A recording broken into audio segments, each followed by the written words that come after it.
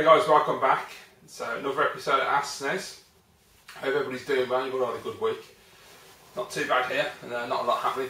Same old really. Weather's alright. It's your weekly weather update. Yeah, sun's out, a little bit cold, but yeah, not too bad. Just heavy winds at the moment because I might understand we're getting some bad weather coming, but it's alright. But yeah, other than that, all good. So let's crack on because we've got a lot of questions this week. So this could be another epic video, so get comfortable. Right, okay, so first questions are from Muzz247365, so thank you, mate. First question. Any thoughts on the recent movie trailers for Star Wars, Jurassic Park and Terminator Genesis?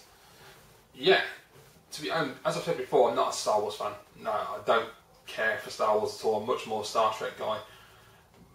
I always thought with the new Star Wars, when the trailer came out, I'd be interested because obviously he's J.J. Abrams and what he did for Star Trek was fantastic. It gave really good, gave all the nods to the fans, but he also made it extremely accessible for anyone who doesn't like Star Trek or has never watched a Star Trek film or TV show. So if you can do that with Star Wars, it'll really get me interested. And I thought the trailer was decent. The problem with the trailer is it seems to be very much about fan service, and obviously a lot of the stuff I had no idea about. I didn't know what was what and what people were getting crazy over, but yeah, as a trailer, pretty decent. Jurassic Park I didn't like at all. I was like, meh. It didn't impress me. I was quite boring, to be honest. I was like, well, what's the big deal? And as I said in the previous video, the CG on the dinosaurs, I didn't actually think it looked that great. It looks okay, but compared to the original, it hasn't really moved on that much, and I was expecting much better dinosaurs, but hey. Terminator Genesis, I started the trailer thinking, oh Jesus Christ, because it's got the lead actor, I don't know what his name is, but he used to be in a cop show set in Chicago a couple of years back that I used to like watching, and he's a TV actor, he's not a film actor, and so it doesn't really work for me. He was in the new Apes film, and he's alright, he does a good job, but it just doesn't work for me at all. And I thought the trailer for Terminator Genesis started off weak and got better as it went on. I'm still not convinced by the cast, especially for those photos. I can't remember what magazine it was in America that showed those covers, it looked absolutely terrible. But I'm hopeful, I'll still, I keep hoping they might make a good film yet. There's bits of the trailer I like the fact that they're resetting the timeline and doing a brand new reboot, so I'm interested to see where that goes. But yeah, it wasn't that bad. I thought it was a pretty reasonable trailer. Better than I expected it to be anyway, let's put it that way. So we'll wait and see. At the end of the day, we've always got Terminator and Terminator 2, so it don't really matter. Even Salvation, because I really like that one. Oh. Right, next one. Do you have any favourite Christmas TV shows that you rewatch every year? I always watch the Porridge Christmas specials. Not really, mate. To be honest, I don't do that. It's just whatever's on. It's more films and things that I watch, like say like Back to the Future and all the stuff that's just on TV. Really, I like at Christmas. I just like to just flick the channels and just find out whatever's on because there's always a lot of repeats and the same old thing. It's just the Christmas specials are a bit weak these days. But yeah, no, I don't really, to be honest. Looks like the Resident Evil HD remake will only be available digitally in Europe. How disappointing is that? Yeah, that's a bit shit, isn't it, really? I wasn't aware of that, so that's not very good at all. I mean, I don't even know. I keep hearing all these things about whether it's going to be a proper remake or not, if it's just going to be up-res, which would be kind of pointless, really, if it was. But yeah, I mean, the only thing I can say is it doesn't necessarily mean it's going to stay digital, because look at games like DuckTales. If they are successful digitally, then they probably will put out a disc version, so don't give up, you never know. Wait and see if it's any good first, the main thing. Alright. Have you been picking up any new Blu-rays? Yes, I have, and there is a video coming up shortly for that, mate, so that'll probably be next week, so keep an eye out for that one. What are your thoughts on the store, That's Entertainment? They always seem to have decent PlayStation and Xbox titles on their website. That's Entertainment are fine, I've never had a problem with them. The only thing I'll say is that the majority of the time they come through and the cases are fine, the artwork's fine, the manual's fine, the discs, I think they rebuff the discs because they usually got no scratches on them, which is excellent. They're dirt cheap as well. The only problem I've ever had is that sometimes the manuals don't come with the games, so you have to email them and they will send a replacement copy.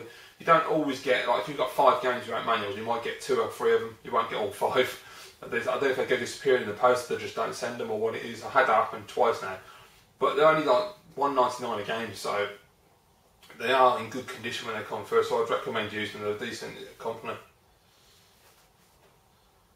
What's your take on the protests in America against the police and justice system? Is the US destined for a class war? I ain't even touching that one.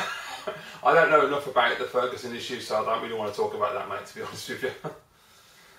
Okay, how long is your Christmas present list? I'm not sure, quite long. There's a lot of Blu-rays on there. There's a few vinyl LPs. I want new records from new artists. Gaming wise, I think there's only like one game, which is a Wii U game. I think that's all I put in there. I put a couple of amiibos on there recently because definitely there's a couple I wanted to get which I didn't. So hopefully, yeah. But it's not massive. It's just a fair amount because there's a lot of Blu-rays. I wanted a lot of like TV shows. Yeah, they'll come out now and see the full season, and quite a lot of films as well.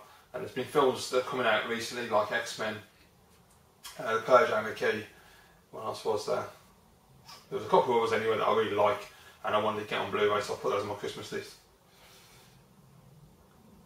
Okay, Christmas pudding or mince pie? Mince pie. Mince pie and custard, in fact, even better.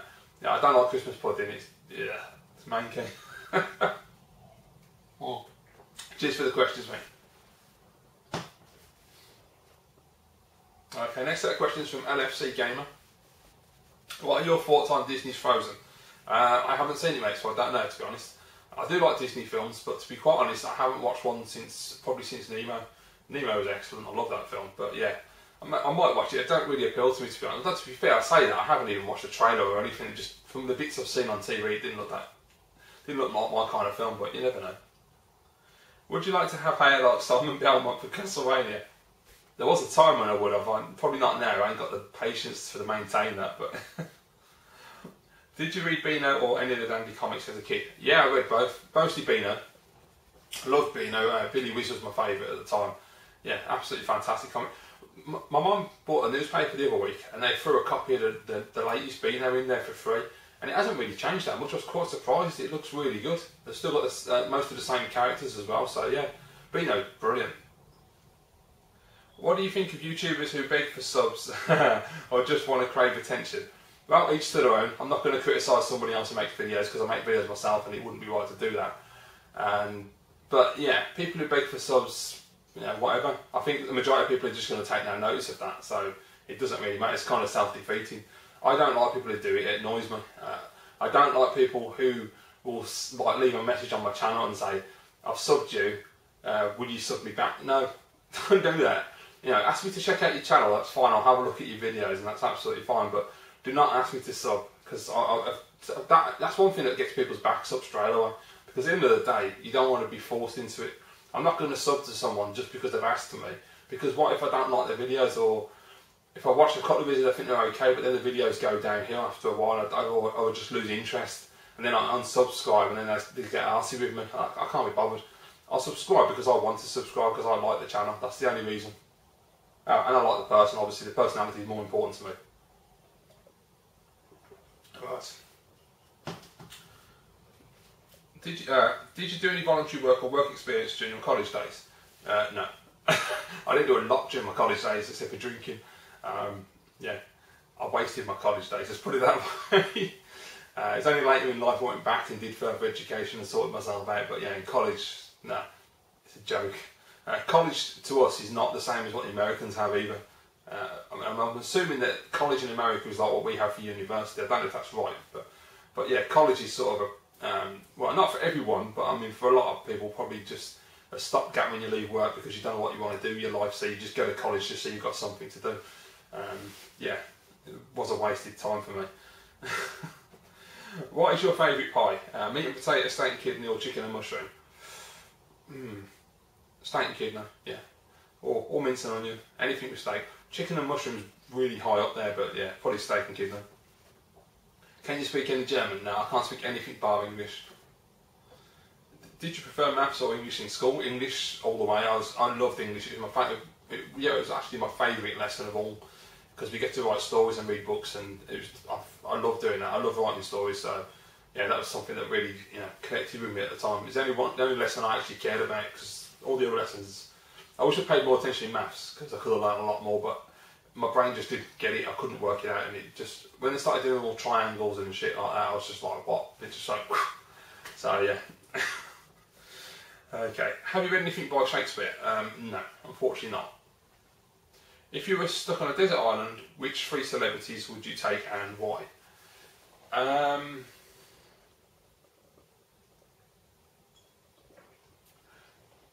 well, I want to be entertained, and I want someone who's going to be happy all the time. So Greg Miller from IGN would be the first one, because he's just really loud and fun, and he'd just be a good laugh to hang around with.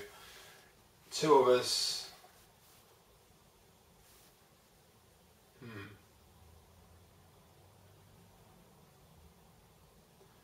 That's really hard. I'm not good with celebrities. I don't know many of them nowadays. Who else should I take?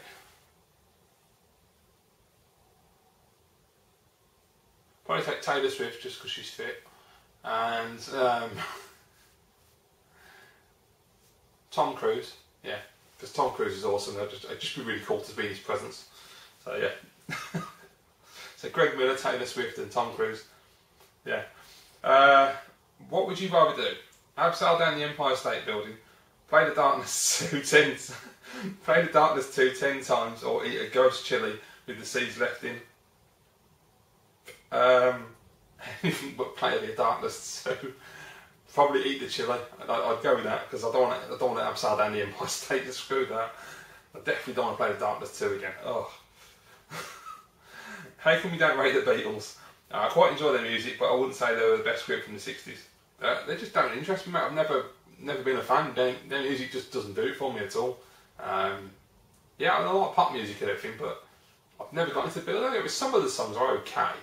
I much prefer like Lennon's solo stuff to be. I'm not a fan of McCartney's solo stuff either, but Lennon's solo stuff was alright. I can deal with that. But the Beatles themselves, no, it just doesn't do it. I'd rather listen to the Stones or something a bit more powerful. But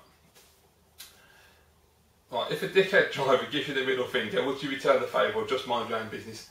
I'd probably just like swear at him. That'd be it. I wouldn't bother. I don't want to agitate him, so I don't want to start road rage and have a fight and all that. But I would, verbalise my anger. What do you think are the worst songs that were #1 in the 1990s? In my opinion, it's easily Barbie Girl by Aqua. That's a great song, mate. Natalie Imbruglia's Torn, another great song. Jesus. Which #2 in 97, which should have been #1 instead of Aqua Shite. Yeah, I love Aqua. I've actually got Barbie Girl on CD, so I can't say anything about that. #1s, honestly, I've got absolutely no idea what songs went #1. I know most of the 90s was like Spice Girls and Take That, and that was it really. Yeah, I don't know, because I've got a weird taste when it comes to music. I listen to pretty much anything, so what some people will think is crap like Aqua, I actually like it, so I don't know, to be honest. I can't possibly answer that really. Have you played Scott Pilgrim vs. the World, the game? Did you watch the film? No, I've not watched the film. I played the demo of the game, I didn't like it, I thought it was crap, so I never went back to it. Okay, did you like Vicar of Dibley? Never watched it. Did you watch Tom and Jerry growing up? Yeah, of course, Tom and Jerry's awesome. Classic cartoon. I'm actually starting to watch a lot of the old cartoons at the moment. I was watching, I've got a He-Man VHS, which I started watching the other night, and it was absolutely brilliant. The only problem is, as an adult, I started picking fault with it, which is not a good thing. Something you never do as a kid, but I started watching it and I was like, there's the obvious thing that nobody knows that Prince Adam is He-Man, even though he looks exactly the same, but with less clothing, which was a bit odd. But you accept that with these kind of hero things. But the biggest problem I have is, why does no one ever say to you, why are you shouting so loud, or why does your voice echo? I thought that was weird. And right at the end of the episode, he gets a bomb, and he throws his bomb, but instead of like throwing it, he sort of just does a half-assed push. And I know he's got superpowers, but yeah, I thought, alright mate, whatever. And it made me laugh because Man at Arms was like, they're going into battle, and Man at Arms was like, I'll join you.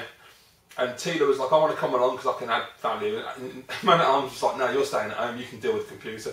And Man at Arms goes into battle and he gets captured straight away. I was like, well, you're shitting, yes.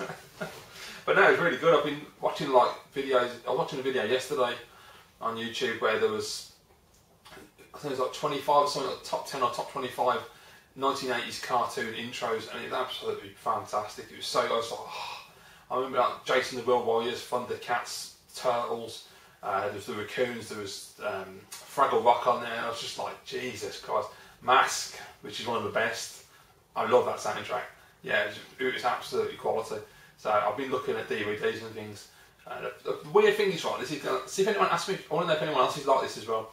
I was going to buy old cartoons on VHS and put them on the CRT over there in 4x3. because I figured that way it's more authentic. But you can get them on DVD box sets, and I thought, well, I don't want to watch them on a brand new 50-inch TV or something because it looks crap. And I've got to put them in 4x3. I can't have them stretched across the screen, so I have the borders either side, which is a bit annoying. But then I realised I've got a PlayStation 2 over there and a PlayStation 3, the game room. So technically, I can just bung them in the PlayStation 2, which is hooked up to the CRT, and sort of pseudo watch them like I would have done back in the day, but on a better quality format. So, does that bother anyone else, or would you just watch them on your new TV downstairs and not worry?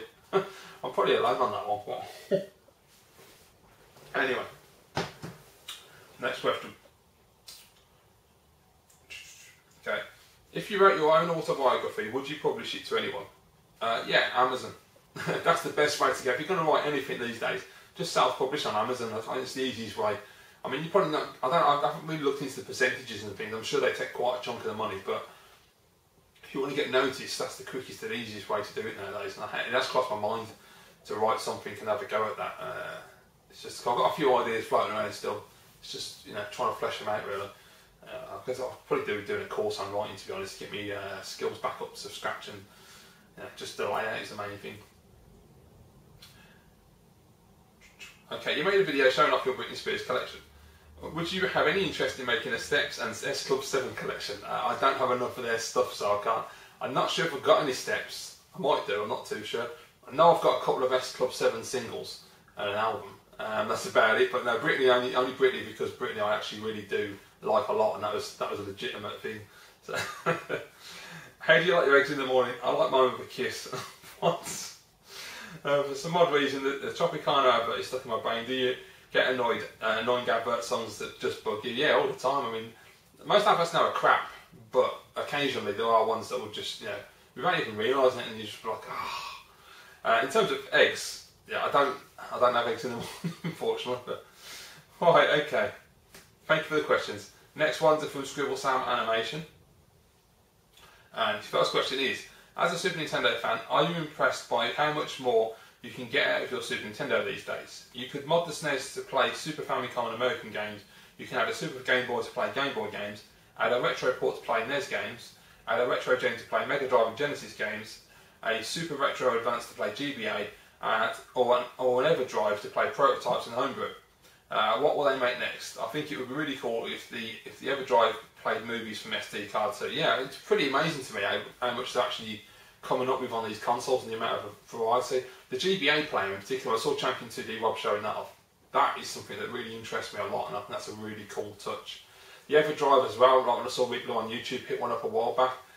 Yeah, not only for homebrew and prototypes, but it just makes sense in terms of collecting, because as Kent said at the time, he can now relax a bit, pull back, and just use the EverDrive to find the games that he really, really wants to own and will play to death, and he feels like they're worth the money. And that way he won't just splash the cash on games and find that he doesn't like them. So that's a really good thing, yeah. But yeah, I think it's fantastic, to be honest, mate. Originally the PlayStation was going to be a CD add-on for the SNES. Do you think a third party could make an add-on that will allow you to play PlayStation games on the Super Nintendo? It'd be a bit pointless, but hey, it would be a good demonstration as to what could have been. Yeah, I mean, as far as I'm aware at the time, and correct me if I'm wrong, but they were going to make a CD add-on that goes underneath the SNES, and they're also going to make a separate system that played Super Nintendo cartridges and PlayStation games, called the PlayStation, and then it all went tits with Philips, and then Sony went off and made the PlayStation massive. I wish someone out there, I'm surprised that no one has not even just to play PlayStation games, but just come up with, like in the homebrew community, come up with a CD drive that you could put on the Super Nintendo that can make homebrew CD games for, and tap the advantage of the power of it. I don't even know how you do that, but if it was possible for someone to actually create one now, especially in the mould of when you're looking Super Play, and they had that really cool prototype, the one that's really rounded and smooth that fits under the Super Famicom and the PAL SNES, that would be awesome, because that would look really nice. If that ever came to fruition, my God, I'd buy one. That'd be really cool. If you do homebrew, get on it, make a CD drive for the SNES that fits underneath, and knock out some really great games. Okay. Recently in Australia, a shop over there banned the sale of Grand Theft Auto 5 in response to a feminist campaign. What is your opinion on this? Me, I think it's stupid, and I think the campaign should have landed on deaf ears. But we also have to keep in mind that Australia has had a long history of banning video games, so it shouldn't be surprising. Very true. Yeah, I do think it's a little ridiculous to just go and ban it. Especially the only problem I have with Grand Theft Auto in particular is that these arguments come up every single time a new Grand Theft Auto comes out, and it's like, we're 5 games in, not counting all the spin-offs, and it's like they're still making the same old bullshit arguments. At the end of the day, women play Grand Theft Auto just as much as men. And unfortunately with Grand Theft Auto, if you don't play the games, or you don't play video games in general, and you're looking at it from the outside, you look at what the press will tell you, and they'll show you hitting someone with a baseball bat or beating up a prostitute and all this, which we all know is not the main core essence of what the game is about and how you play the game. But you know, it's really hard to try and explain it to someone unless they actually play it themselves. I do think it's ridiculous and overreaction for just because some feminist creep have had a moan, they've gone and took it off the shelves. You know, if it was a political move and the government said, right, we don't want this game in our country, that's a different situation entirely. But when it's just a group of women that have just got pissed off, it's like, you know, at the end of the day, talk to female gamers, see what they think. Do they want it removed or not? That's more important. What are their thoughts on the game? But yeah, I think it's a bit silly. Do you like martial arts films, and do you have any favourite films and stars like Jackie Chan and Bruce Lee?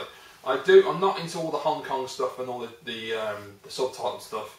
I'm more traditional, so I mean, mainly Bruce Lee films, to be quite honest with you, or Jason Statham action films, because he can do martial arts as well. I can't remember what martial art he actually does in real life.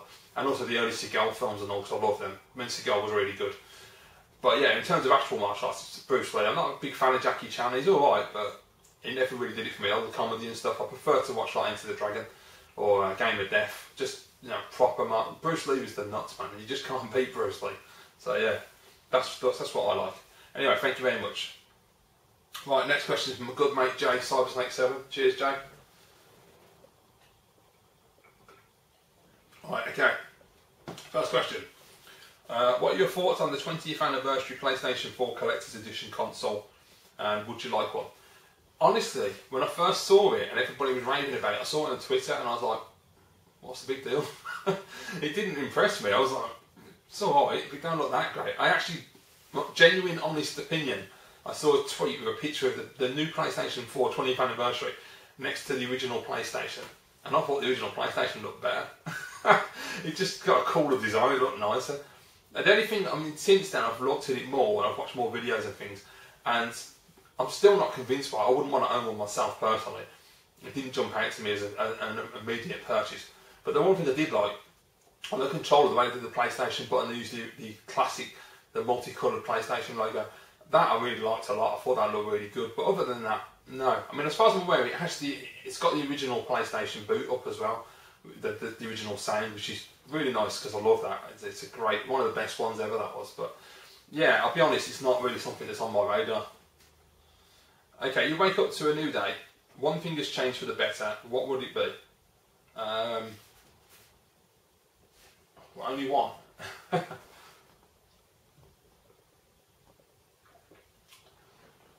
Unfortunately, Jay, there's more than one that I need to change, but at the moment, it would be a decent job with a reasonable amount of money coming in.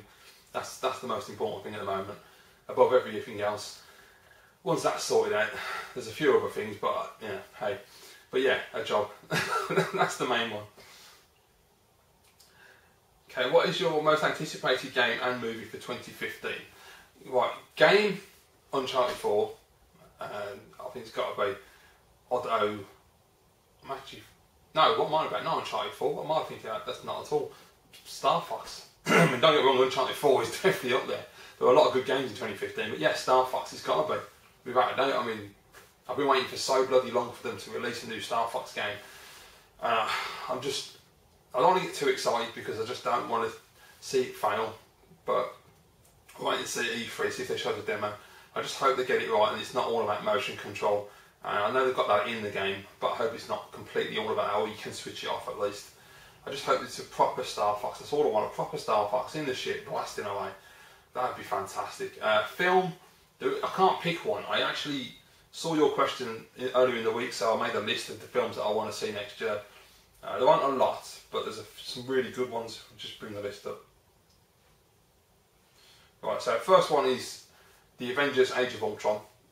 Gotta watch that. The Avengers was fantastic and I loved the Marvel film, so that's definitely high on the list. Next one is Terminator Genesis. As I say, I'm not 100% yet, but I'm willing to give it a shot, and it's a Terminator film, so I will watch it because I just love the franchise. Next one is Straight Outta Compton. which as far as I'm aware, I'm not sure if it's been directed by Ice Cube, but I know he's pretty hands-on with the film, and it's basically the whole story of NWA, and I thought that is going to be a great film, so I'm definitely looking forward to watching that one. Next one is the new 007 film, Spectre, which has just been announced. It's coming out at the end of next year, so can't wait, because I love the Bond film. Daniel Craig is my favourite Bond, and other than Quantum of Solace, the other two, Casino Royale, Skyfall, especially Skyfall, I love Skyfall, fantastic film, so really looking forward to this new one. And then the last one is Mission Impossible 5, because I really love the Mission Impossible films, they're absolutely fantastic, and Tom Cruise, as I said before, he's just top notch. You know, you really can't go wrong with a Tom Cruise film. I haven't read anything about Mission Impossible 5 either, so I don't even know where it's set or what he's doing. I heard the other day he was in London, so God knows what they're going to be doing with it this time around. So let me just find the questions again. Sorry about this, I've just come out of it and lost all my questions. Right, so that's the last one. Right, thank you very much, Jay. Cheers, mate. Is that what you want for Christmas, is it? Okay. Oh, yeah, I wish, mate, I could do that myself. Okay, next set of questions, and there are absolutely shitloads of them from Kate Hewitt. So, first question is about Cardicarus, and yes, I have actually watched his channel this week, mate. I actually made the effort. I had a few minutes last night, so I took some time out when I looked at his channel. I'll be honest with you, it's not really my kind of thing. I looked at his channel trailer, and I'm going to sneeze. No, sorry. I watched this channel trailer for about 10 seconds and I was like, no, it's not my kind of YouTuber at all. Nothing wrong with the guy, I'm sure he's a nice bloke and everything, but it's just not my style at all. His presentation style doesn't do it for me at all. I prefer the standard vlog style like this. A lot of people like Cybersnake 7, Retro Dave Nintendo, Blue Tonic 78. Just, you know, people who just sit in front of a camera and have a chat. I don't like all this editing and jokes and all that crap. It just doesn't do it for me at all. But there you go, I actually watched his channel finally. Okay, no one makes games like Nintendo, do you agree? Pretty much, yeah. Their first party stuff is hard to beat. But then, you know, you go over to Sony and the devs they've got, I mean, yeah, their games are pretty bloody awesome first party. Every time I play Mario Kart 8, I can't stop smiling at them or put it down. First game in years to do that. Ever had a similar experience? Yeah, every time I play a Nintendo game. Let's put it that way. The last time I had it was when I was playing Mario 3D World and I was playing the Toad Treasure Tracker levels. I absolutely adore those. I can't wait for the full game to come out, it looks really good. They put up a Nintendo Mini recently and they were playing it and yeah, I'm excited for that game. Pissed off that the Americans have got it and we've got to wait till the beginning of January. It was going to be January 9th, apparently they've put it back to the 2nd now. But why we've got to wait another month? I don't understand that. But bloody annoying. Sometimes I can tell the mood you're in during these videos. Last week, number 30, you seemed really happy and it was great to see. Thanks. Do I agree? I don't know. Maybe I do. I mean, I'm just me. So I suppose my personality, the way I am, and the mood I'm in on that day will reflect in the video. I do try, even if I'm in a really shitty mood. If I'm making a video, I don't want it to come across on video. I want to make sure that I'm, you know, upbeat and positive because you guys don't want to watch a miserable bastard. I wouldn't want to watch that, you know. I want to watch somebody who's making an effort, and I think, you know, if you're making the effort to watch my videos, I should make the effort to make the video of a decent level of quality for you. That Kirby poster stand has gone. Where? It's in the other room. I haven't got any room for it at the moment. I've still been decorating and doing things in there and sorting the room out. So, to be quite honest, I don't know what I'm going to do with it because I've got nowhere to put it either. I used to put it behind the camera there, but I can't now. I've got nowhere to put it at all. I'm still trying to get this bloody TV unit sold on eBay. It won't go. I think it's because of the size, because it's like 2 metres long and people can't find a van or something to pick it up in. So I've got like 12 people watching it, but no one's buying it. It's kind of frustrating. Yeah, so I mean, as just a quick one on the game room, so I got my record unit, my Kallax unit came yesterday. So I've got to put that together, that's going over there. I've got some shelving coming. I was going to put the amiibo, just like stick them on the wall with like hooks and things, but then I was talking to my dad and he was like, nah, it ain't going to look too good, is it? So I ordered some shelves from IKEA. I'm going to put them on the wall and then stack the amiibos up, so that's going to be really cool. But yeah, other than that, I ain't got any room for that Kirby thing, so I don't know what I'm going to do. It'll probably get thrown away, to be quite honest, because I can't sell it. I've tried to sell it on eBay before, and people are interested, I just can't bloody post it really. People won't come and collect it, and I can't post it because I've got nothing to post it in. But anyway, at times I get tempted to sell my retro games and consoles. Then I remember the nostalgia and decide not to. Ever had similar feelings? All the time, mate. Constantly. If you look at my video, which was like tired, deflated, frustrated or something like that, that'll say it all really. Have a look at that video. Streets of Rage was a great game series and should make a return. Do you agree? Absolutely. I would love to see a Streets of Rage 4. I think most people would. The time when you could turn on a console and be playing a game within 30 seconds are long gone. Will that return as technology improves? No. I would not think so. Not with until they disconnect from the internet and stop with all the patches and all the updates and all the cobblers. No chance. Now, I watched Champion 2D Rob the other night talking about The Walking Dead and how it was broken and how pissed off he was about it being broken. And I totally felt his pain there. And if you're watching Rob, you're absolutely bang on, mate. It's disgraceful. I mean, it really annoys me that games are constantly still getting released and they're not fixed, they're not complete. It shouldn't have any reliance on patches. The internet was the worst thing that ever did for games consoles. Connecting to the internet just took away all the ability to finish a game on time. And I still blame the publishers. I don't blame the developers at all. I'm sure it's the publishers pushing for it to come out on a certain date, knowing full well they can just patch the game later on. I'd find it hard to believe that the devs are at fault there, but who knows? I'm sure someone will correct me in the comments anyway. Right. Okay, so that question again. This week, the pot of paint is teetering above your head or Metal Jesus Rock's guitar. Which do you push it towards? Metal Jesus Rock's guitar, because I'm sure he's got more than one. It can be easier to play some games when tipsy, agree. Yeah, the one for me was Burnout 3 on Xbox. I'm really good at that when I'm drunk. I'm crap at it when I'm sober. Sometimes I think retro games are simple, but the tech at the time was quite simple too, and I think devs had a more difficult time making the games. Do you agree? Yeah, of course, because obviously they were limited by the technology, so you have to be very creative, and that was a really good thing, whereas now the technology is so advanced that it's not... I mean, I'm probably completely wrong, and it probably is still quite difficult to make games, because they're still limited to a degree. They can't do exactly what they want, because obviously they are limited by whatever's in that box. You know, unlike PC gaming, where it's a bit different. My arm looks weird. What's going on there? I've just been noticing that for the video. My arm looks really long. Strange. I don't know. Maybe it's the angle on the camera. Odd. Oh well. Okay. Number 12. I'm not answering that because that's not a you can't ask it. Basically, it's about my YouTube crush, and he wants to know if he's right.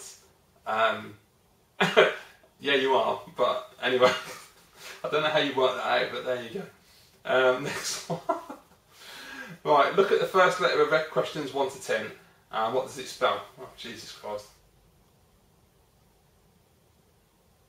Oh, nice. It spells my name. Fantastic. Nice one. Jesus Christ, man. That must have took some bloody effort to do that. Brilliant. Oh, that's really cool. Sometimes I think retro games is the best. That one. Next one. Are subliminal messages everywhere? Possibly, but we wouldn't actually know about it. I've lost it. Ellen Page or a brand new Ford Focus? That's friend. Ford Focus all the way. What's the best way to skin a sausage? I've never skinned a sausage, so I've got no idea. What is a world without Sega? It doesn't really bother me because I've got Nintendo, but for everybody that it does bother, I'm sure it's not very nice. But we still have Sega, they just don't make hardware. Ever woken up at super early and began getting ready for work, when in fact you're hours too early? There have been times where, not hours, but I mean, like, yeah, an hour or two, maybe, not tons of hours. But yeah, I've had times where the alarm's gone off and I've got the time wrong. That's bloody frustrating when that happens and you're just sitting around. What's the best thing about retro gaming? The games themselves. That's it really, just the experience that you get from them. Yeah, nothing better than playing like Street Fighter or a good platformer or an action game or an adventure game or there's just I don't know, man, there's just something special about classic gaming that, as much as I love modern gaming, you don't get the same enjoyment, I find. There's a challenge as well. They're fun and they're challenging, they're not overly difficult and frustrating like most modern games. What made Britain lose its community, lose its sense of community? Probably New Labour. I honestly think that's probably, I don't know. I mean, it's been happening for a long time that people have become very insular, and you know, it seems like people are just all about themselves, and it's no longer. Well, at least this is from my experience. It doesn't seem to be that everyone knows everybody on their street, and you know, some places maybe it is like that, but from my experience, it isn't like that. People just go about their own business and don't want to interact with everybody else, and I find it kind of a shame, really. I had a thing come through the door recently actually about my local community, and I don't know, I've got a proper read of it, but it's about joining your local community, becoming part of it, helping each other out, and I thought that's actually quite nice to see. So yeah, more of that please, that'd be good. Ever been to Bath? Not yet. What do you think of it? I don't know, because I haven't been there. I'm surprised you said the Atari Jaguar is the worst console ever, not the Virtual Boy.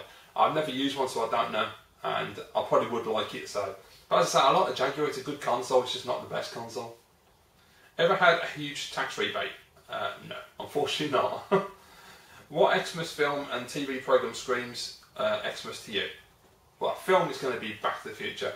It just is, man. It's been on so many times, and it's just such a Christmas feel to me. It's just really comfort film. TV shows, it used to be like Only Fools and Horses Christmas special. These days they don't really have anything, they just put loads of repeat. I suppose these days it's going to be Doctor Who, because I'm really looking forward to the new Doctor Who. The Christmas specials are usually pretty damn good, so yeah, I'll go with Doctor Who. George Michael or Ellen Page as friends? Ellen Page, because George Michael's a bit messed up. He needs a lot of help. Once he's sober he might be a bit better, but he's proper screwed up at the moment. Have you got any kids? Nope.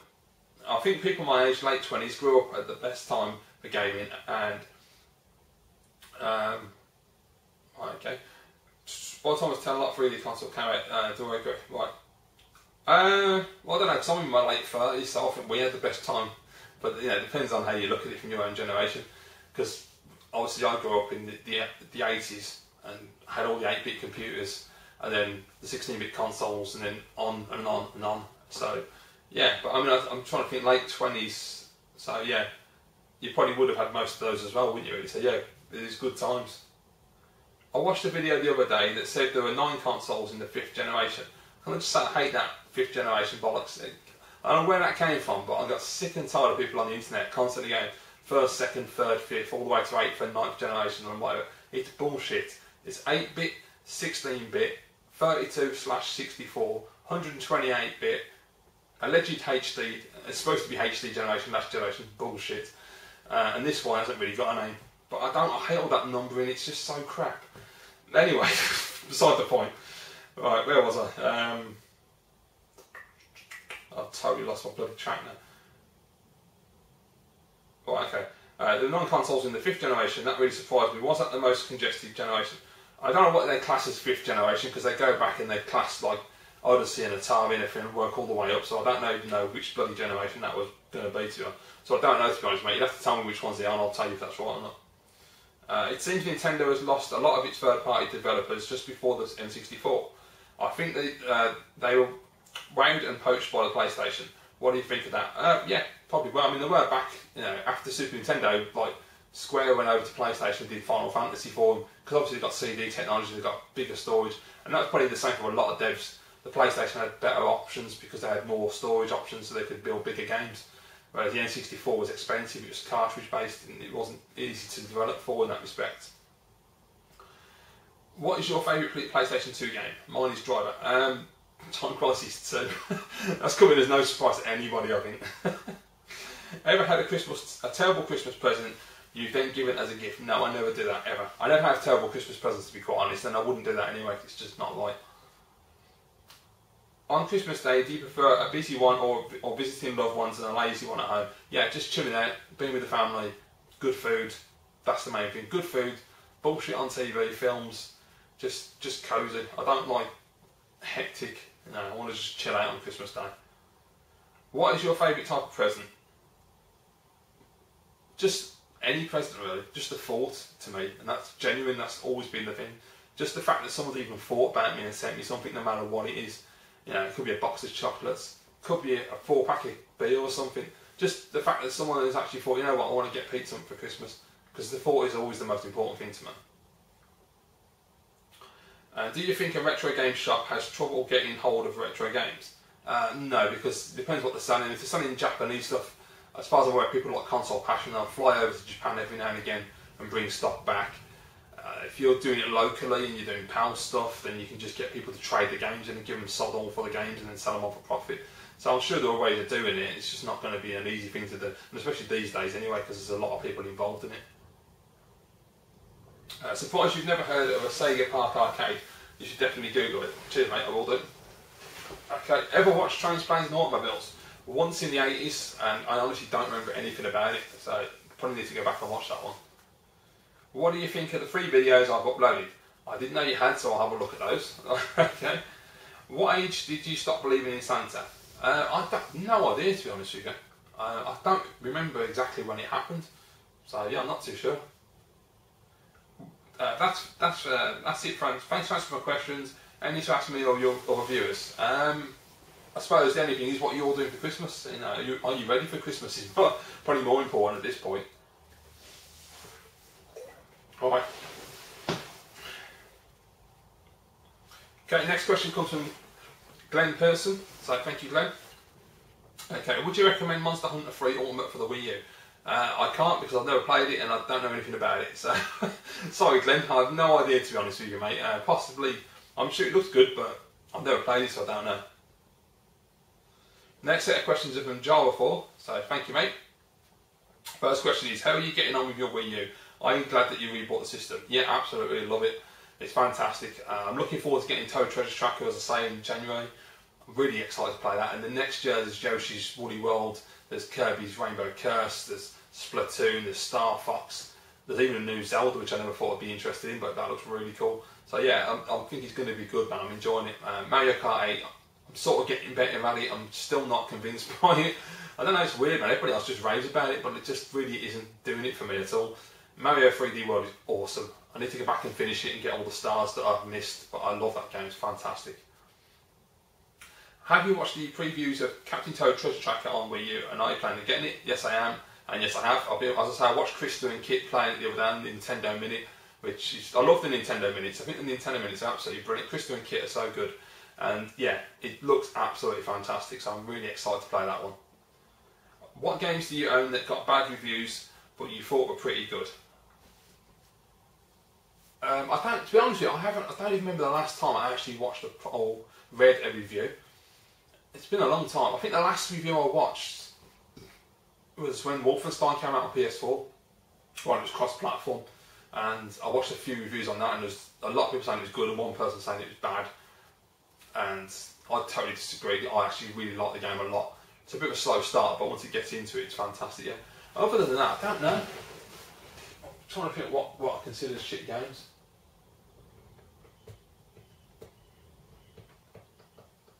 I don't know, because I think most games nowadays, they don't really get slaughtered unless they're really, really bad. I mean, generally, it's a mixture of like people who like it, people who don't like it, people who are indifferent to it. I mean, because of the cinematic nature of a lot of games as well, it's definitely down to taste and the way you interpret the game, but yeah. What character would you like to see appear as an amiibo? Brilliant question, because I was actually going to touch on this on my amiibo video and I forgot to ask the question for you guys, what you wanted to see. So please let me know down below, are there any characters you want to see as amiibos? For me personally, the main one I want to see, and I was talking to Retro Dave about this the other day, with Star Fox coming out at the end of the next year, it's a perfect opportunity.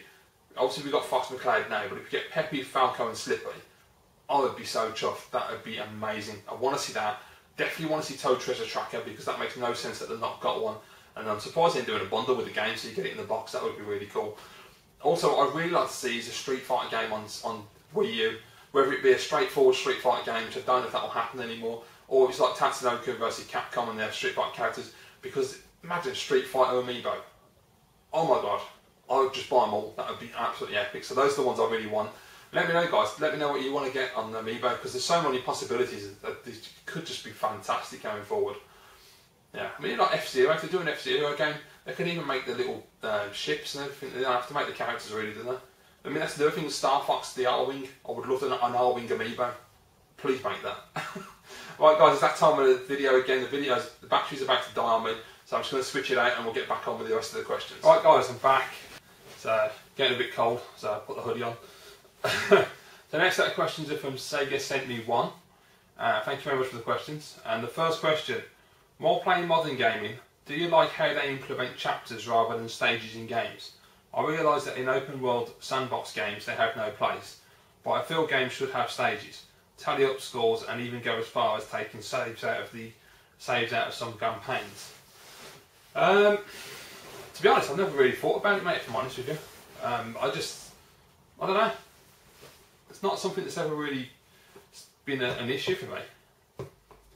I suppose you got, yeah, because I suppose they just do the chapters for save points, so you know exactly where you start.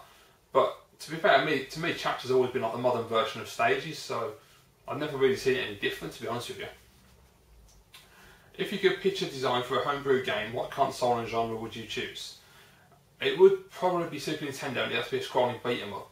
What I'd like to see at homebrew, a Final Fight, a complete version with Guy and the industrial level and all the little bits that are missing out of the game as well. That'd be ideal. Alternatively, Streets of Rage 4 on the Mega Drive. I think everybody wants that. That'd be genius. Did you ever skip school or play sick to play video games? Yes, occasionally. What was your favourite arcade cab in the arcades growing up? As I've said before, 3 of them. Operation Wolf, Pitfire's our Final Fight, the 3 best cabs out there. They were awesome. Did you ever play a pinball machine, arcade machine, and land a high score only to erratically input the wrong damn initials? Yes, I think most of us have done that at some point. A little bit frustrating, but yeah, done that. Over the years, we've seen a lot of crossovers in beat 'em ups. Would you like to see more than? Would you like to see that more? See more in modern games and different genres? For example, Lara Croft and Nathan Drake in a game it worked really well with Kingdom Hearts. Yeah, crossover is a great idea, and I'd love to see how they could do that. Nathan Drake and Lara Croft meeting up in a game. That'd be quite interesting. I don't know what kind of game that would be, but that would be a good idea. But yeah, I like crossovers if they're done right and they're relevant. My arm looks really weird in these videos. I don't know what's going on. It looks really long. Strange. But yeah, I do think that would be really good. You know, if you can integrate it correctly, and you know, like with Lara Croft and Nathan Drake, it makes sense that they would be in a game together. So yeah, I'm always up for a good crossover game. Okay, I really want to see a Super Mario scrolling beat 'em up. Could you imagine the stage designs and how they would do it? What do you think, mate? I think you're actually onto something there. That's a really good idea actually, because I can't actually understand why they've not done that yet. It makes perfect sense actually to have a Mario scrolling beat 'em up. I mean, the amount of characters they've got that they could use. Yeah, that doesn't make a lot of bloody sense why they haven't done that. That's a genius idea. Could do that on the Wii U. That'd be fantastic. There's a question for everybody. If they made a scrolling beat 'em up for Nintendo, whether it be Mario or any of the other characters, what would you call it? That could be really good. I like that idea.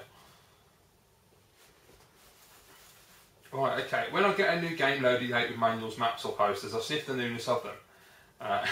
Any unusual traits that you have with games, maybe that you store or collect, how you store and collect them. Yeah, I mean, I think everybody smells the new games, because when you open up, they've got that like acetate or whatever it is, that smell, that factory smell, so it's really nice. In terms of storing them and that, not really.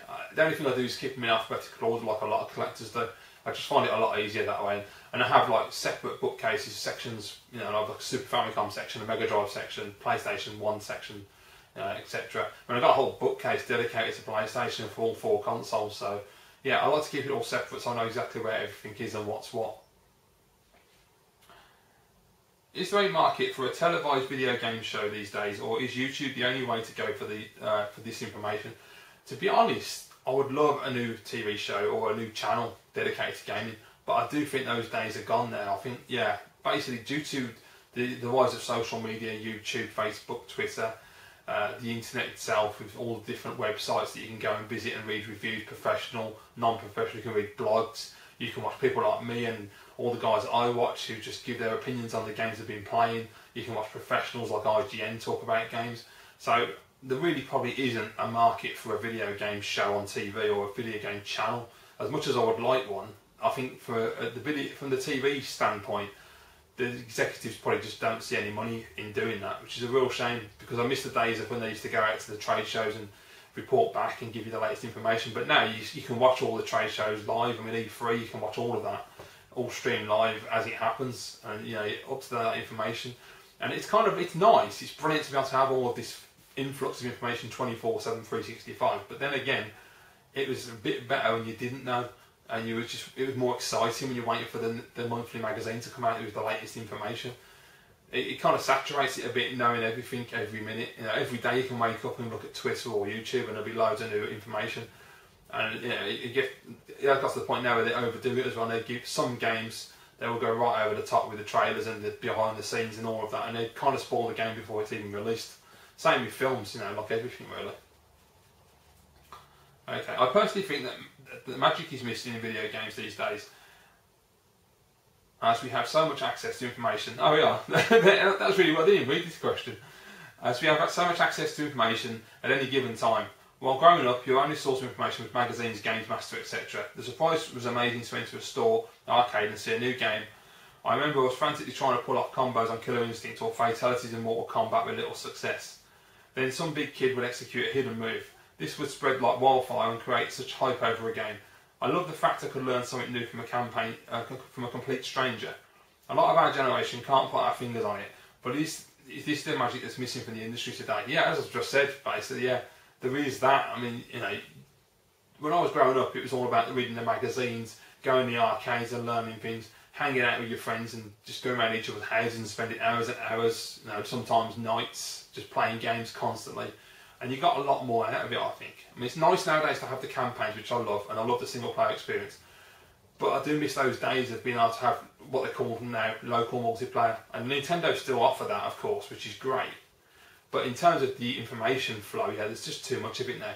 I mean, I'm not plugged into a lot of it.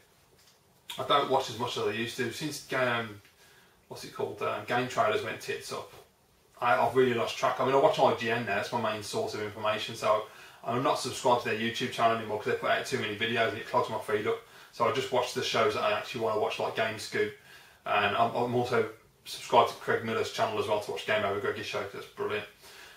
Which is kind of funny, youtube.com/kind of funny, well worth watching. Yeah, so that's really where I get my information. And then the E3 stuff, I watch all that live feeds wherever I can get it. Game Trailers are still doing that, but if Game Trailers goes under, which is likely, I won't be able to watch it on there, I'll have to go elsewhere. And the IGN feed isn't particularly reliable, which is unfortunate. It tends to break down for me all the time. But yeah, I do think there's far too much information these days.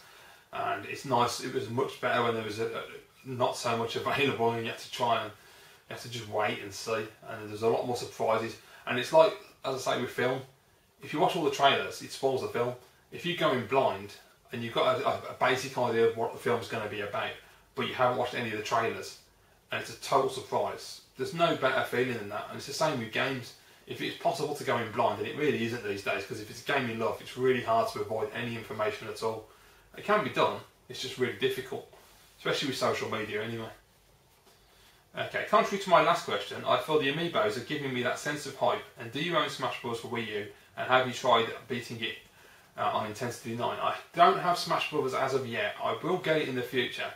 I'm still on the fence about getting Smash Bros because I don't know if it's my kind of game. It should be, it's a beat 'em up. But I've said before, I've only ever played it once on the GameCube when I was extremely intoxicated. So I've never played it sober. I was really good at it when I was pissed, but I don't know how I'd be at it sober. And I've been trying to get my head around the whole concept of how it actually works. Because I was having issues with the fact that when you come off the platforms, you can save yourself and come back. I was thinking, well, how did anybody ever win a fight? I didn't really understand it. So I'm still trying to understand the mechanics of Smash.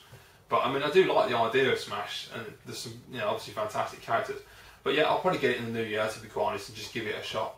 I want to know, does anybody know, if you've got Smash, has anyone played it? I'm assuming you can use the Pro controller. If you have, does it work well? Or do you really need to get one of those GameCube controllers? You know, what would you say? It's for a beginner, not for a professional, obviously, for someone who's no clue about Smash. And finally, with the success of the Q&A with Snestastic, thank you, can we expect any further themed videos? I don't know at the moment because I haven't really thought of any more, but if anybody has any suggestions, let me know what you think. I mean, look back on my videos, if there's any videos I've done in the past that you liked and you'd like to see researched, I'll be up with that. Any suggestions for new ideas I'm always up for, because it takes me a while to get a new idea. This was something that just came to me one day and I just thought, why not? And the main inspiration for me doing this was actually a film channel, which was John Flickster, or the Flick Pick, because I was watching him do his Q&As and I thought, you know what, I really like that idea. It's a great way of getting involved and, you know, talking to you guys the best I can. Obviously I'm on camera, I'm not actually face to face, but it's just nice to be able to interact and to, you know, get the questions from you and feedback and have a bit of a back and forth. And I really like doing this. So, you know, I mean, 31 episodes is pretty amazing for me. They've done a few themed videos in the past, but I've never been able to get them this consistent. So it's fantastic stuff. Thank you very much, mate. Next question is from 16-bit Jay. All right, Jay. His question is, what games, I can't see, my eyes have gone blurry. What games have you owned and felt that the best, had the best arcade to home conversion? Street Fighter 2, clearly, one of the greatest arcade to home conversions. Mortal Kombat is a really good one as well. I love that. I mean, the Mega Drive version is better because it's got the blood and the gore, but I prefer the graphics on the SNES. I think that's really good. I mean, most people probably argue that the Mega Drive was more arcade perfect. I hate that word, but yeah, I suppose it's not the right term to use, but it's what we used when we was growing up. I suppose it's more loyal to the arcade, whereas the Super Nintendo's a lot more, not glossy, but a lot more clean. The Mega Drive's a lot muddier and a lot more arcadey. Other than that, the other one, I'd like to know that it was a good version of Pit Fighter out there, but the only two that I've ever played that are actually close, probably the Amiga. That was a really good version of Pit Fighter. It was probably the closest. Followed by the Mega Drive, which was good, but it had small sprites, but it was a really decent port. Operation Wolf's another one. There's been some really good home ports of that. Final Fight as well has some excellent ports, in particular the Sega CD or the Mega CD. Fantastic. So yeah, I'd probably say those ones. Oh, and of course he gives the example of Time Crisis on PlayStation 1, which, yeah, by a country mile, Time Crisis on PS1 and Time Crisis 2 on PS2. I bet there's people going, why aren't you mentioning that? But yeah, you're right, there's some of the best ones ever. I mean, they were just perfection. Number 2 in particular, I was so impressed with that one. Right, okay. So we have a question from Andy, PS1 fan. Cheers, Andy. Okay. Right, have you seen the news from PlayStation Experience? Now, I've watched a little bit, I haven't seen it all. I've actually got the full PlayStation Experience press event for about just over 2 hours or so. I've got it queued up in my watch later list on YouTube, so I'm going to be watching that this afternoon, hopefully. I'm aware of some of the things that have been announced, but I haven't really paid too much attention because I wanted to watch the full thing myself. Because I didn't even know it was happening. I was miles, I wasn't even aware that this was going on until I got that message from Muzz, and he let me know that the Uncharted 4 trailer had dropped, and I was like, holy shit, or the Uncharted 4 demo. So yeah, so we'll be watching that later on. What are your thoughts on Uncharted 4 gameplay? Well, I've already put a video up for that, so I'm sure you've seen that. If you're watching this video and you haven't seen that, check my channel. There's a video all about the Uncharted 4 demo. And Street Fighter 5 being PS4 and PC exclusive. For me, I'm not interested in Street Fighter 5. I didn't like Street Fighter 4, so I don't think I'll be interested in Street Fighter 5. However, it's interesting that it's an exclusive. I'm interested that they're doing these third-party exclusives. Obviously, it started with Rise of the Tomb Raider for Xbox One. Now we've got Street Fighter 5 on the PS4, so I'm assuming this is going to be a running thing now. It ain't going to just be first-party exclusives. So they're going to start snapping up the third-party. And I've said before, I don't have a problem with exclusives. Exclusives have always been the reason for buying a console. Without exclusives, there's no reason to have more than one system. You might as well just have one box. And some might argue that that's the right way to go. But I personally, I like all consoles, and I like to buy consoles that have games that I want to play. And I like a reason to own those consoles. So I will be getting an Xbox One next year because at the moment, the Sunset Overdrive I want to play. There's Rise, which I've played and I loved. It was fantastic. Next year, Quantum Break, which I really want to play. I can't wait for that one. And then, of course, Rise of the Tomb Raider at the end of the year, which I'm definitely getting. And I probably won't get an Xbox One. I'm not going to say definitely because you know me. But the plan at the moment is to wait until the end of next year, November, December, whenever Tomb Raider comes out. Pick up a white Xbox One with Tomb Raider, Quantum Break, sorry, and also Sunset Overdrive as well. And of course I'll get Rise because Rise is awesome. But yeah, I think it's a good thing anyway. I don't see a problem with it being on PS4. And with the third party one, it's probably going to be another timed exclusive, so it will probably come to Xbox at some point. To be quite honest with you, playing fighting games on PlayStation and Xbox is never a fun thing anyway, because the D-pads will never really work that well. Although the new PS4 D-pad is quite decent, but yeah, I just find them really awkward to play on those controllers. Right, next one. Another question from Mr. Hewitt, and it is, the Amiibo figures come in waves, but are they also limited production runs? I hope first wave Amiibo are available long into the future. There seems to be a bit of a debate at the moment about this. There seems to be a lot of information coming out saying, Nintendo saying that certain figures will be limited, which is what happened in the week, and it was said in a statement that characters, I think it was Wii Fit Trainer, the Villager and Marth were going to be limited. There wouldn't be reruns of those characters. They were only going to make reruns of popular characters such as Mario. I think I read something last night that this might not actually be the case, and Nintendo are going to try and keep refilling stock.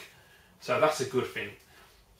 It's kind of hard because obviously I'm a collector of Amiibo now. I'm collecting them sealed, And I'm collecting because I like them and I want to display them, they look beautiful. But obviously, as I said in my amiibo video, there is also the financial element. You can't deny that. If you're going to keep them sealed, you're fully aware that, you know, in the future it is an investment financially. So it would be nicer if they did make limited ones, but I don't think it's fair on the kids who want to buy them to actually use them, because it's not fair when they can't get them, especially at Christmas time, when you've got idiots asking like 80 quid for an amiibo. I mean, that's just taking the piss, really. And I've seen like the bloody Villager for like 50 something on Amazon, and it's just not on. I mean, it's not Amazon selling it, obviously. But yeah, I hope they don't make them limited one. I hope they do continue to make them, because it'd be nice as well if in the future I do want to fill the gaps in and I do want to go full set, I can do it. I don't want to get to a stage like now where everything is getting jacked up in price and you end up, you can't buy the extra amiibos that you want to fill the collection out because some idiot is charging £100 an amiibo. And quite frankly, I can see that happening. So yeah, very annoying.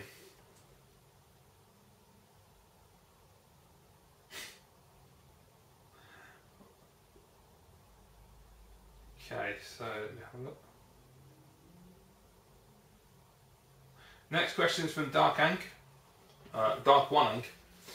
First question is, have you ever played any wrestling games? Yeah, I have. I used to play them on the arcade more than it. I can't remember what it was called, but it's a WWF game on the arcade, which was really cool. I love that game. And it had Randy Savage and a few others like Hogan and Mr. Perfect, I remember what, and probably Ted DiBiase as well. On the consoles, I like them. It depends on I don't like the modern ones. I find them awkward to play, and I just don't really get into them. I like the classic 16-bit ones or the 8-bit ones, where they're just like 2D playing. They just work better for me. I've got Royal Rumble. No, I haven't, because I sold it. I had Royal Rumble on the SNES, and I really liked that one. It was really cool. Bit more arcadey, but a lot of fun. So I want to get some wrestling games for my Super Famicom, definitely. But yeah, I do like wrestling games. Have you any plans on bringing back the Saturday night special? And that's a weird thing, mate, because I was actually thinking about that not long ago. I don't have a lot of games at the moment, that's the only problem, so it would be a little difficult to do it because of variety. But yeah, I have for the last couple of months thought about bringing the Saturday specials back. Obviously that's something you're interested in. Is anybody else interested in those videos? If you are, let me know, and I'll see what I can do, if I can bring them back or not. Because honestly, I did like making those videos. If anyone doesn't know what they are, they're on my channel anyway, but I used to make a video called the SNEStastics Saturday Night Special, and it was usually about half an hour gameplay of just a game on any system that I felt I needed to play, and it was just a typical gameplay where I just talk over the top of it while playing it, and I used to really like making those. So, but yeah, I got to a point where I just couldn't be creative to play, so I might bring those back, you never know. Just let me know, guys, if you're interested in that. Okay, next set of questions from my good friend Skunkworks Zero Stu, who's asked 20 questions. Good on you, Stu. Jesus Christ. Right, first question. The idea that 2015 is shaping up to be a great gaming year in general, and specifically a great gaming year for the Wii U, is gaining ground. With the many highly anticipated Wii U games like Star Fox and Zelda coming out, do you think that looking back on the Wii U in 10 years' time, how well the system does in 2015 will be the difference between looking back on a great console or an average one? It could be. I'm actually, honestly, more interested in what happens at E3 in 2015, because I want to see, we've got this great library of games that are coming up in 2015, but I want to see them build on that. I want to see more games 2016, 2017. Obviously that's what everybody wants. I want Nintendo to continue the momentum, because at the moment they're really on a roll. Their marketing is still non-existent, but for the people who know about Wii U and are fans of the Wii U, and the Nintendo fans in general, they really are knocking it out of the park at the moment. They've got the amiibos, which is going to make them a shitload of money. I read the other day they've made like $1 billion already, which is just insane. They've got the amiibos, they've got all these great games on the system already, but even more in 2015. They really are hitting it home in 2015. So I hope more than anything at E3 they continue to bring out more and more great games and revive old franchises. Like everybody keeps asking for F-Zero, so give everybody an F-Zero game. You know, it's logical, really. And as I say, I'd like to see them dabble in different genres. Like was said earlier about a scrolling beat 'em up, that would be fantastic. I'd love to see that. A Nintendo scrolling beat 'em up, even a Star Fox scrolling beat 'em up, which is bizarre for me to say because I like Star Fox the way it is, but I think that'd be quite cool. But yeah, in terms of how it's going to reflect on the console, I think if 2015 is as good as we think it's going to be, and it continues to get better every year, I think it's going to be regarded as a really great console. I'm still not sure if it's going to be regarded any higher than a GameCube level though. It's going to be one of those niche Nintendo consoles where it had a really nice solid library of brilliant games. I don't think it's ever going to reach NES or SNES levels, but still, it's shaping up really well now. I'm really glad actually they got it back on track. The Christmas season is upon us, Pete. Do you always have a tree and decorations up? Any other Christmas traditions? Yeah, always, no matter what. I put them up like last week, I think it was. So I've got the tree, I've got the little decorations. It's not particularly amazing, I haven't done a great job. I could probably do some more actually, I wanted to really go over the top with it. Yeah, in terms of traditions, not really, to be quite honest. I just enjoy the moment really, that's the main thing. Just be with family, enjoy the time together, and just enjoy the time away from the world really. Just, you know, I like Christmas Day because you can just switch off and just close all your social media and everything, just walk away and just be with your family and your friends and just enjoy your time. That's all that matters. That's the most important thing. I recently watched a vid by Cardicus. Oh, you did? Oh, okay. It was the top 10 games I don't like that everyone else does. His number one choice was Final Fantasy VII. Interesting. This will be the last time I watch a vid by Cardicus. He also picked Halo, the Assassin's Creed series and the Metal Gear Solid remake on GameCube. What do you think of his choices? Well, I've not seen the video, so I can only go by what he's written there, but if that's the truth, which I'm sure it is, Stu, I don't know why I said that. You know what I mean? His number one choice being Final Fantasy VII, that he doesn't like everybody else does. To be fair, you know me, mate, I'm going to agree with that because I don't like Final Fantasy VII. I never got it. I tried to play it and I was just like, this is bullshit. So yeah, it was not my kind of game at all. In terms of the others, the Halo series I can kind of understand because it's a bit hit and miss. You know, Halo was brilliant, Halo 2 was brilliant, Halo 3 for me wasn't that great, I didn't like it. Halo 4 I didn't like at all, it was boring. Halo Reach was phenomenal, one of my favourites. I never got to play the other Halo one, which is escaping my mind at the moment, the spin-off one. Crap, what was that called? I don't know, whatever it's called anyway. So I've never played that, and I've never played Halo Wars because it's a strategy game, it's not my type of game. So it all depends on what you like as well. I mean, if you have to, I would assume that you have to like some kind of sci-fi to really get anything out of Halo because it's very sci-fi.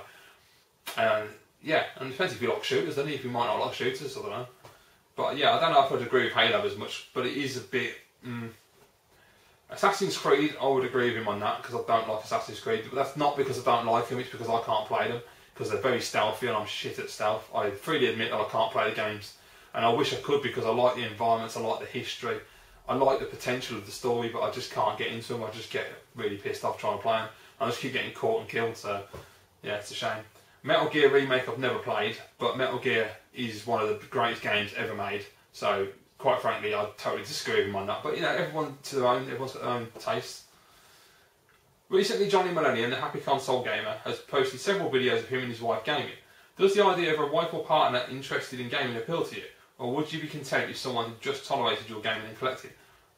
Yeah, I'd much prefer to have somebody who actually is like Kim, who actually enjoys it. I mean, that'd be awesome.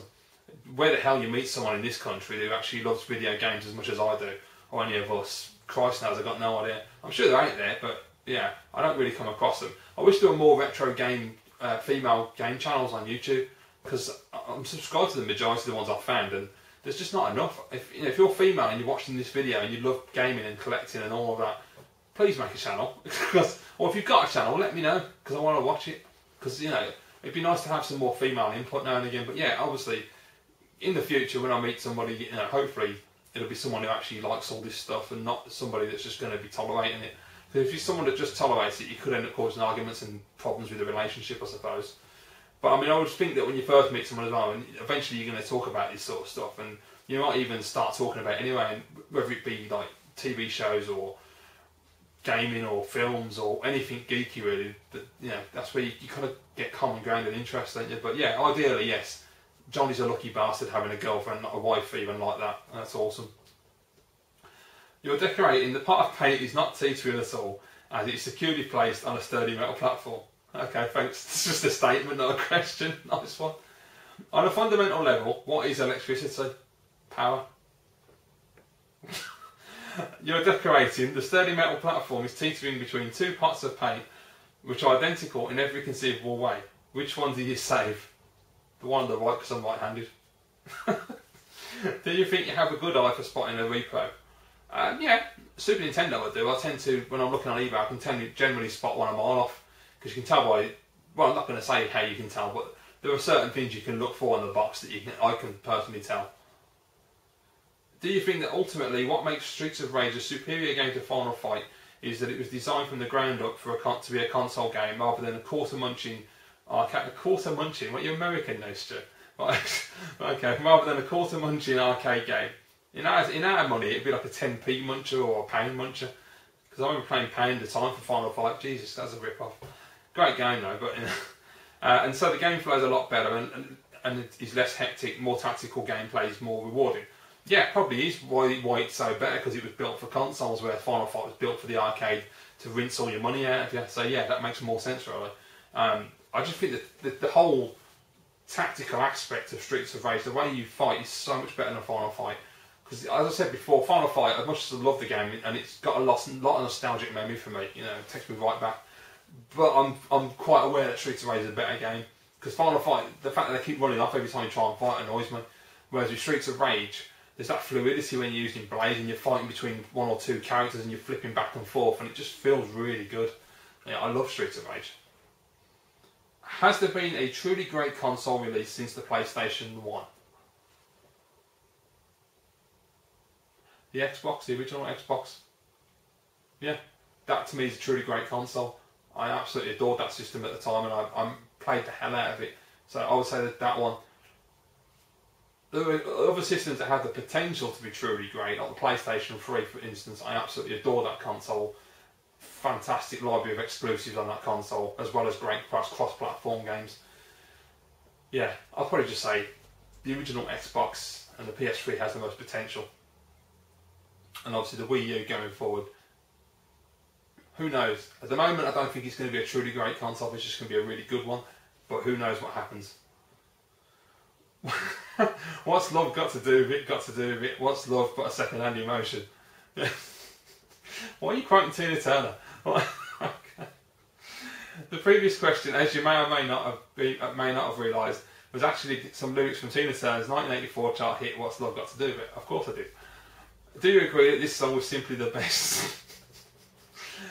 Yeah. Okay. Personally, all of the 4 new characters added in Super Street Fighter 2, I'm only a fan of Cammy. Fei Long seemed very generic, the cliche Bruce Lee character that every fighting game has. DJ is a slightly clumsy, stereotypical idea of what Japanese people think black people are like. Yeah, that's true, that is. And T-Hawk is a decent character design, but very irritating to fight against. To be fair, T-Hawk is also a stereotype of Native Americans, but you know, it was the 90s, wasn't it? Yeah, I think like basically, Fei Long, T-Hawk, and DJ are all stereotypes. I mean, Cammy, she's supposed to be English, but yeah, I've never seen any English people like that before. But yeah, Cammy is probably the best of the new characters. But I think all of the characters were really well designed. They fit well in that universe. I just think the characters in Street Fighter 4 were crap. There's no effort put into them. Oh, just a bit extra as well. Cammy I like because it was good to have someone from England on the roster, true. Using the UK flag, as the Japanese always make that mistake in games. And because she has a cracking good arse on her. Thanks. Yeah. What are your thoughts on the 4 new super characters? Oh, there you go. If you want to see a really great Cammy cosplay as well, check out Rachel Moore. That is amazing. Right. Did you know that on the Super Famicom version of Super Mario Kart, some of the characters, like Princess, have funny endings that were censored in the Western version? I didn't actually know that, mate, no. In the SFC versions, Princess drinks champagne from the bottle, gets drunk and gets a red face. No way. In the Western version, she just holds the champagne. Another advantage of collecting Japanese uncensored games. I didn't know that. I'll have to try and finish it with Peach now. Because I only ever play with, what's his name, Cooper. So, oh, that's really cool. What are your thoughts on snow? Do you look forward to it snowing, and would you like it to be a white Christmas? I would love it to be a white Christmas, mate. I want that every year. I am one of those people who love snow. It's not good if you've got to go out and do things, but I just love... It's nothing better than when you wake up in the morning and you don't know it's snowing, and you open the curtains and it's just like tons of snow. I mean, we don't get that anymore. We only get a thin layer. But even that, just to see the trees and you can't see the path and everything's just covered in snow. It's just the atmosphere. I love winter. Winter's the best time of the year. And I love Christmas anyway, it's my favourite time of year. And the snow, just to me, that is Christmas. Until it snows, I never really get that true Christmas feeling. Otherwise, it's just like a normal day, which is a shame. But yeah, fingers crossed. I've heard that we might get some snow this year, so yeah, hopefully we will. When I think of the single standout moment from the PlayStation 1 days, I think of Resident Evil 1 and the dogs jumping through the window in that hallway near the beginning of the game. The entire Resident Evil series was amazing on PlayStation 1, but for me, it started to slide with the release of the faster-paced Resident Evil 4, and by the time we got to 6, it was an unplayable action game mess. Are you a fan of Resident Evil, and do you agree the series has lost its way very badly? I haven't played many Resident Evils. I played 1, 2 and 3, which I've really enjoyed a lot. The tank controls and the scares, and you know, that, like you said, with the dogs, with those liquor things on the ceiling. The first game alone, just when you walk through the mansion at the beginning and you go through that door and turn left and there's that zombie munching on the dude and he just turns around and looks at it. Absolutely brilliant. Classic game. Number 4, I played, was it on GameCube? I think I played it on GameCube. I didn't like it. I think you're right, the whole over the shoulder and the faster pace, and I didn't like the setting even. I just didn't like them before. I didn't find it interesting at all, and it didn't work for me as a Resident Evil game. I've never played 5. I played a demo and I thought it was shite, so I didn't play the game. Number 6, I've not got around to playing yet. I've heard it's supposed to be reasonable, but apparently there's only certain, I can't remember which ones are the best stories, but there's like one crap. I think Chris's story's a bit crap, Leon's story's really good, and there was some others as well, but I can't remember what they were. So yeah, I mean, it is more of a cover shooter now. It's lost its way. Although Revelations I'd like to play, because I played the demos of that on 3DS and Wii U, and I really like them because they were like classic Resident Evil. So they are getting back on track, and with Revelations 2, I assume it's been more of the same, so that'll be good. But yeah, it is a shame that the mainstream Resident Evil's gone. They need to sort that out.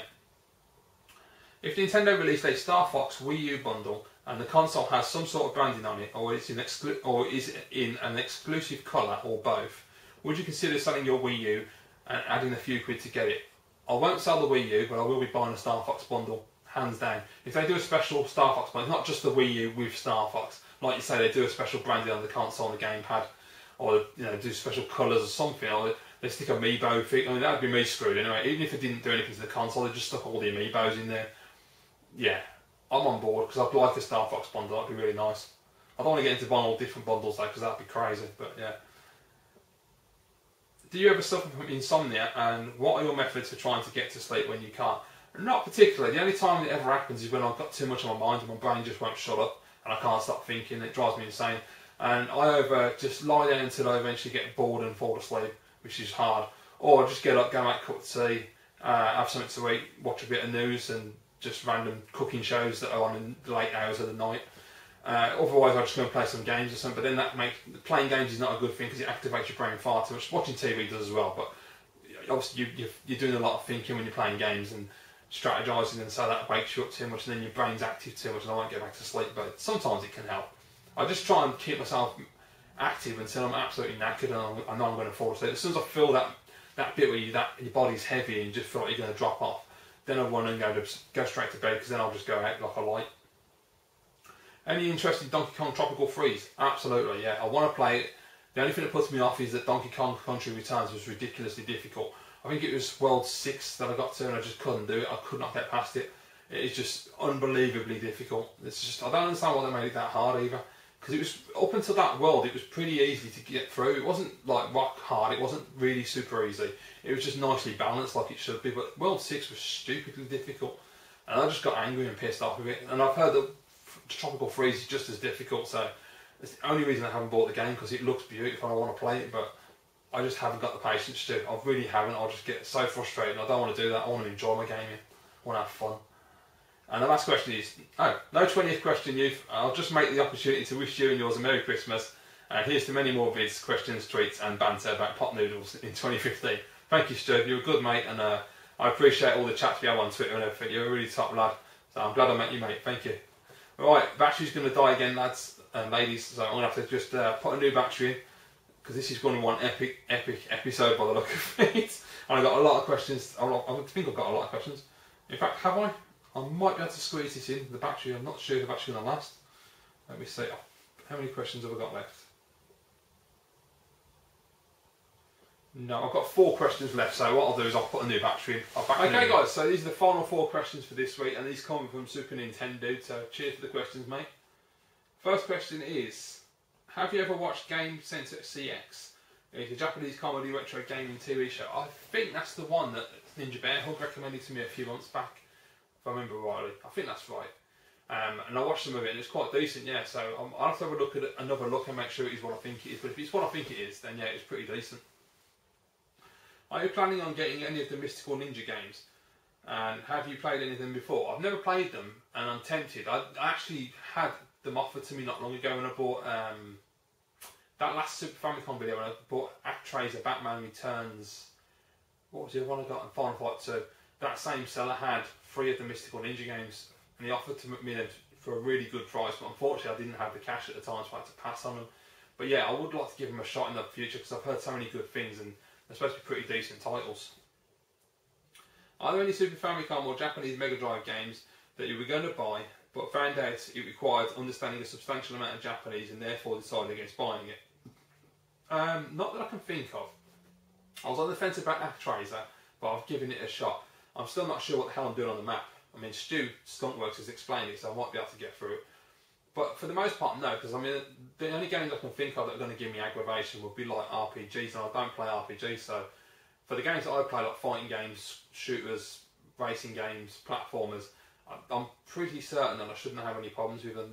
They're quite easy to navigate, and a lot of them have English anyway, so yeah, it's not really going to be an issue, I don't think. If you could pick one of your favourite games of all time and then choose any other developer, whether they're still in business or not, to remake it, what game and company do you choose? That's a good question, mate.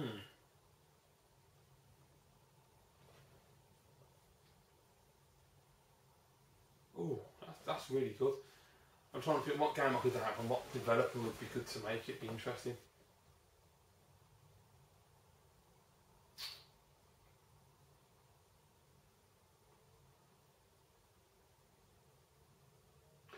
Actually, you know what? I'd like to see Monkey Island done by Quantic Dream, because that would be quite cool. Because when they do Heavy Rain and Beyond Two Souls and Fahrenheit, they're all pretty much point-and-click adventures with contextual QTEs. So that would actually be really cool. I love Monkey Island. To do like a modern-day Monkey Island though, with like the same sort of graphics that they did with Heavy Rain, where it's like cinematic and real people. To do that with PS4, that would be awesome, man. To have a brand new story with Guybrush and just have like proper cinematic, realistic people with quick time events in the way that Quantic Dream make their games. That's the one I want to say. Right, and that is the last question for this week, guys. So thank you very much to everybody who asked me a question, and thank you to everybody who watched this video, because it was a hell of a long one. I really appreciate the fact that these videos are quite long each week, and yet I still get quite a decent viewership, and I'm glad you're all enjoying them. Now, I'm 31 episodes in, never thought I'd get this far, and so I'm really glad that people are enjoying the videos and sticking with me on this. And of course, if you do have a question for me, just pop it down below in the comments, and I'll post a new response every Friday. I do make these videos on a Thursday, so if you can please get the questions in before Thursday, that would be fantastic. Thank you very much for watching, guys. If you did enjoy this video, please give it a thumbs up and share the video, and I'll see you all again next week.